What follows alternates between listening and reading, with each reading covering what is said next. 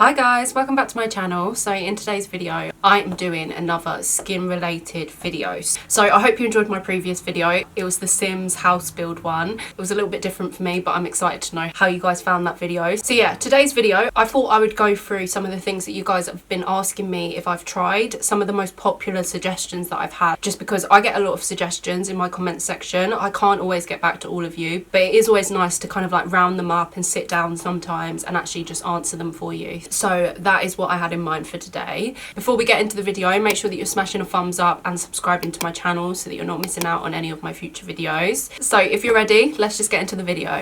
Okay, so the first thing that people always suggest to me is aloe vera. Have you tried aloe vera? So for those of you that don't know, aloe vera is a plant. It produces leaves which when you cut them open, they have like a see-through sap inside of them, and that's what the aloe vera is made out of. Aloe vera can be used as a moisturizer. It gives like a cooling sensation when it's on your skin, so it can be good for like sunburn, it can be good for itchy skin, it can be good for a number of different things. This is the aloe vera that I used. I got mine from Amazon. Now I always look for organic and pure aloe vera gel with no additives, just because I feel like that is the best chance that I have of it not doing anything bad to my skin, because obviously, as you guys know, my skin is allergic to water, so I have to be very careful that the things that I put on my skin don't contain water or have a high content of water, because from experience that does start allergic reactions. It can make me itch as though I've jumped in the shower or something, so I do try and avoid products like that.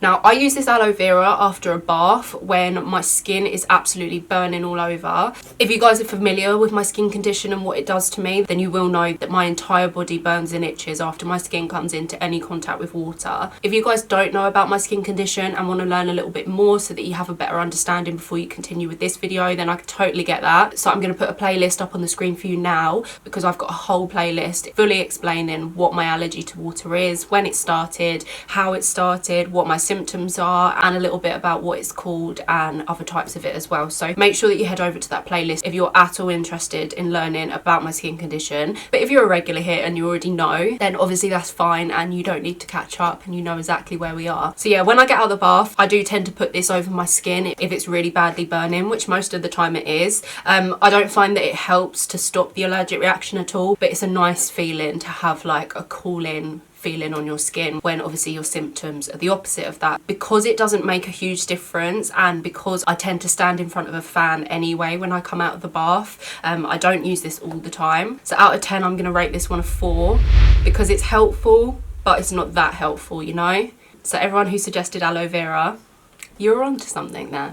The next suggestion that I get all the time is painkillers. Everyone says take painkillers, but the reality of it is nothing works. You know, the paracetamols, the ibuprofen, I'm not sure what all the different brand names are for you guys who are across the other side of the world and stuff, but I've tried all of the medication available in the shops for pain. The only thing that even slightly works for me is cocodamol, but I only take that when I am absolutely at my wit's end as a last resort, and I've exceeded the amount of time that it would usually take for my allergic reaction to end. Because if I'm being 100% honest, I'm terrified of relying on painkillers. So I would really like to avoid that. So I only take cocodamol as a final resort. It's if I've tried everything else, nothing else is working, and to be honest, I take it mainly because it just makes me so drowsy and so tired that after my allergic reaction subsides, I usually just fall asleep. Pain medication is a solid 1.5 out of 10. The third thing that people are always suggesting is allergy medication. People are always saying, take Benadryl, try Benadryl. Have you tried allergy medication? Have you taken this? Have you taken that? And trust me, when it's you suffering with an illness, I feel like you care more than anyone, because it's you feeling each symptom. Like when you've got a cold, you know how like no one around you really gives a fuck about how shitty you're feeling apart from you, but it's because when you're ill you deep it more than anyone. And when I tell you I've had sleepless nights, like just brainstorming different things I can try, different medications I can order to try, different allergy pills that I can test out, like I mean it's actually quite embarrassing. Like my search history, a mess. The thing is with allergy medication is that is one of the original things that my doctors tried with me. It was one of the first things that I was prescribed to actually deal with the condition. By the way, if you can hear that squeaking, it's my chair. Highly annoying, I know, but my boyfriend's been playing FIFA on this chair and he does this little like swingy thing. So now it's making a horrendous noise. Anyway, allergy medication is one of the first things that we did try. We tried it in high doses. We tried it for a long time, well over 2 years. I was on and off of allergy medications for, like, playing around with the dosages, playing around with the different types. And my skin condition and my reactions don't seem to change based on antihistamines being in my body. So that's a bit confusing to me and my doctor. The only thing I do take on a daily basis is cetirizine, which I just take for regular hay fever. I'm really affected by hay fever anyway. I think it's connected to the fact that obviously my skin is so sensitive. So when hay fever season comes around, I get the full works. I'm puffy eyes, I'm running nose, eyes streaming, sneezing all the time. My nose has been bleeding this last week as well. It's been a mess, but I take up to 3 of these a day depending on what the pollen's going to be like. Allergy medication, solid 0. So people keep on suggesting that I bathe in milk.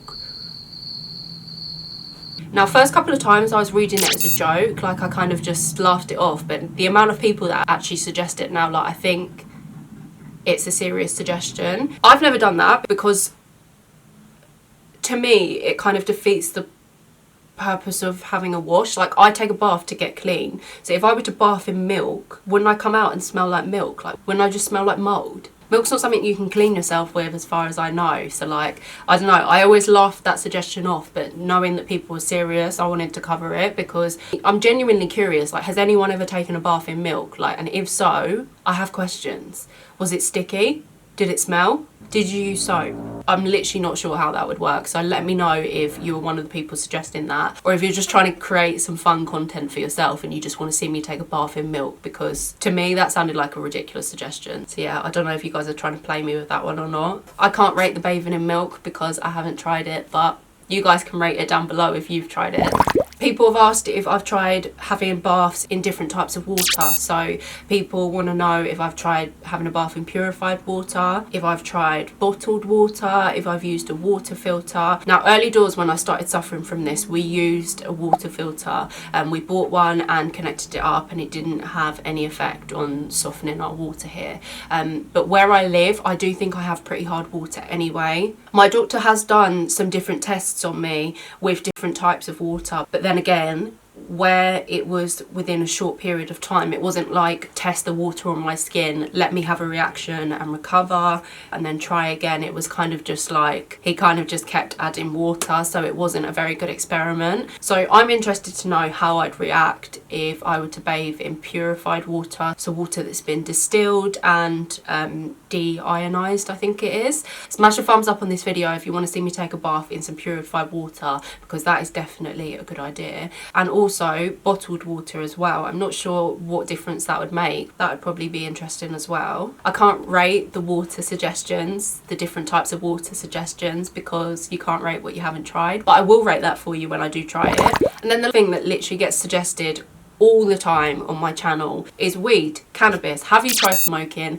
Have you tried oils? Have you tried topical cannabis lotions? You guys are for the bud and I'm here for it. I get so many people suggest it, and I just want to clarify, I have spoke about this before on my channel. I do smoke cannabis for pain relief. You know, it doesn't put an end to things, but it definitely makes pain more manageable. I also have this CBD oil as well, which I can take as a dietary supplement. I did take it every day when I first got it, but I kind of went off of it a little bit because I didn't see any improvements whatsoever. But I'm definitely going to get back onto that because I'm a little bit unorganised with life, to be honest. Sometimes things just go in the cupboard and I forget about them, but I will let you guys know how I get on this because I need to give this another go. I also have some topical lotions, which are hemp-based lotions, which don't react badly with my skin, which I really like to use when I run out of the oil moisturiser that I get from my doctor. So cannabis products in general I do find helpful. I'm going to put that as a 7. Do any of you guys smoke cannabis for pain? Do you smoke it for health related reasons? Is there any reason at all that you smoke it, or is it just because you like being high? I'm just curious.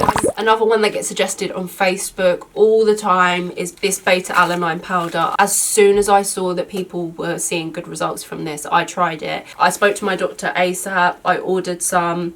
and I got myself on it straight away because so many people have said that it was the solution for them, which is amazing. I tried this powder for just under a year until my doctor told me to come off of it because it was causing me more distress and more discomfort than I was actually in without being on this. A load of people have found relief from this powder. They take this powder and it stops the itch, and obviously that's amazing, but unfortunately it didn't work for me. So guys, that's it for this video. Those are the most asked questions that I get asked by you guys on a regular basis. I just thought I'd put them all into one video and answer them for you in one place, because personally for me, I just hate accumulating questions and comments that haven't been answered. To me, it feels rude. Like, I feel rude when I don't get back to you guys, so I always like to try and pull as many questions as I can into a video and get them answered for you. For those of you that do regularly watch my videos, I really appreciate you. As always, angels, please don't forget to subscribe. Head over, follow all of my social media channels, my Instagram, Twitter, TikTok as well. I've been trying to post on TikTok recently as well, so make sure that you head over and follow me on TikTok. It's Niah Selway. As always, angels, thank you so much for watching, and I will see you in the next video.